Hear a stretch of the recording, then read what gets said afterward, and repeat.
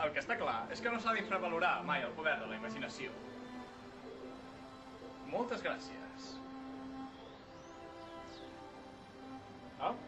Un moment, tenim un espectador que vol fer-li una pregunta de teologia a Déu. Li importa? Endavant. Una pregunta que reconec que tu poder molt lliurement trobaràs una mica farragosa. Escolta, situats en el terreny de la teologia cristiana respecte a la creació de l'univers, suposant que les coses vagin així, jo no vull fer proselitisme ni res, però dintre aquesta ideologia i suposant que hi hagin hagut éssers extraterrestres racionals, pregunto, el pecat original i els implicaria també, suposant que això hagués anat així, què passa amb Jesucrist? O encara té que venir o què passa? Nya, prou, n'estic fart, aneu tots a la merda.